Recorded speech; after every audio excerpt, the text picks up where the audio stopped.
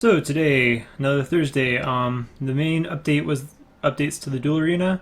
They did this without pulling it, so I'm not sure how I feel about that. But here's the first interface, which if you've ever gone to the Duel Arena, you can tell it's quite different. I haven't done too much Duel Arena stuff, so I'm not too familiar with how it used to be, but the ones I have noticed are different. The options over here on the side is no weapon switch, so you'll be locked into whatever weapon you're wielding when you go into the duel, and show inventories.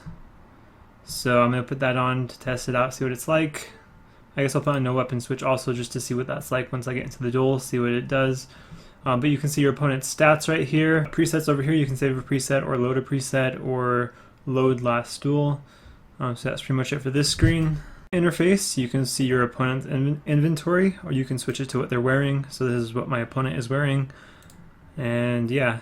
So that's pretty much it. You can see your stake and your opponent's stake and then how much it's worth based on the GE value. After the second screen, hit accept. And now you go to a third screen. Third screen is just reviewing all the rules that you have set. Your opponent's stats right there, and yeah, shows your stake once again, how much it's worth. So once you're ready, hit accept on that third screen. And yeah, that's pretty much it for the Duel Arena. It makes it a little bit slower to get into a duel, but makes it you have a much more customizable duel, much safer from scammers. And I put on no weapon switch, so I guess this is what it says when you try to switch a weapon. Wonder if you can take it off. Nope.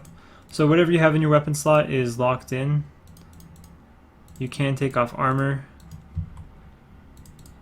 and change it, but you can't change or switch your weapon or shield, it looks like. They added a new little hotspot in the combat room of personal owned houses, or pose. So it's this combat dummy. Whenever you hit it, it rolls a max hits no matter what. You can, the first one just is like for normal stuff, then you can upgrade it to this one, which I have, which applies the Slayer bonus or the Salve Amulet bonus if you're wearing either of those two. Test out range with Void and then with the Slayer helmet, because I hear a lot of people always arguing over whether it's better to slay with Void or whether it's better to slay with the Black Mask with Dehyde and stuff. Of course the Black Mask has to be imbued, or the Slayer helmet has to be imbued, otherwise you don't get the range bonus. But when it is imbued, it is better to use the Slayer helmet or Black Mask over Void. So you have way more accuracy, and the max hit is pretty close to the same, so we'll see here what the max hit is between the two.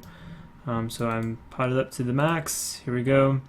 So 28 with the Slayer helmet, and with Void, still at 112, it is 30. So 2 max hits difference, although you get way more accuracy bonus. This is 106, and with this, 174, so much higher accuracy bonus. And they also added a bunch of new teleports in the house. So here you can see tons of portal rooms. This ended up costing me about 18 mil, so but I now have every single teleport, and I'm going to go ahead and go through all of them. The Lunar Isle teleport, which teleports you to right here. That's going to greatly devalue Lunar Teleport scrolls. The Centistan teleport, which teleports you to right here. Carl teleport. Gives you a nice little warning before you teleport into the wilderness. Teleports you to right here. Birth teleport. The color on that portal is pretty cool. Teleports you to right here. Fishing Guild teleport.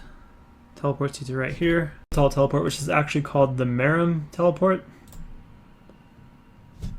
Finally, the Korend teleport, which teleports you right outside of the statue where you can enter the catacombs, which is amazing. The main update today is the ability to harvest Zamorak's grapes, which you can mix with jugs of water to make wines of Zamorak, which you can use to make ranging potions.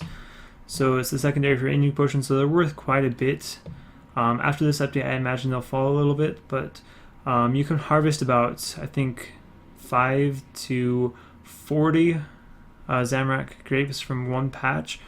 So this could be pretty profitable. To do that, you come to this area right here on Zaya.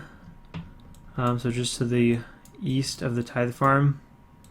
You head inside this house here, Farmer Agricole's house. You speak to Beloga. You have to be wearing a Zamorak item. Then you pay 75k. That unlocks the ability. And after you've unlocked the ability, you come to this guy, and then he has Beloga's Blessings. And you have to, they cost 1 tithe farm points. When you play the minigame, you get the points. So with those points, you can buy these Beloga's Blessing, and you use up 1 blessing for every grape that you harvest. So if you're going to get 100 grapes, you'd have to have 100 of these blessings. So, and then just in other news really quickly, I'll try and read through this really fast. The questions in the Stronghold security have been updated. Players with 200 mil in a skill now have an increased chance of acquiring the skill pet for that skill. The left-click option on fairy rings now teleports you to Zamorak. The right-click configure option allows you to select the destination. Players can now sell penance equipment back to the Barbarian Assault NPC for 80% of the original cost. That's pretty cool. Watson can now be contacted via the NPC contact spell, so master clues, you'll be able to get those faster. There's now a table by the bank chest in the vinery, or vinery, whatever. Count check. The security vampire will be arriving in Lumbridge on Monday near the other guides to talk about account security. The Holy Book colors have been adjusted to be more in line with Saradomin's color, so I imagine the Sarah book is probably blue now. I haven't looked though. Superior Slayer encounters spawned in Neve's Cave can now be killed off task. So if you're finishing up a task and then you get a Slayer encounter, you can still kill it even if you're done with the task. The Apotal Agility course now grants its completion XP only if you have completed the entire course. If you didn't know, there was this thing with fairy rings where you could complete the end of the Apotal Agility course really quickly. I'm pretty sure it was the best chance of getting the agility pet in the game.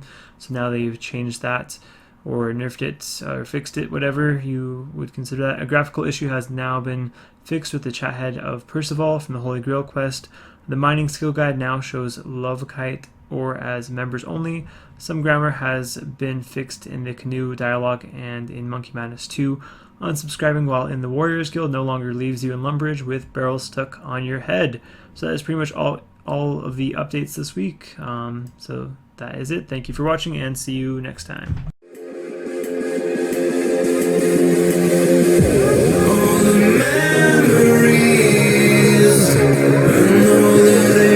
We've spent together. You feel it's over soon. Too many risks to take. Just let us see.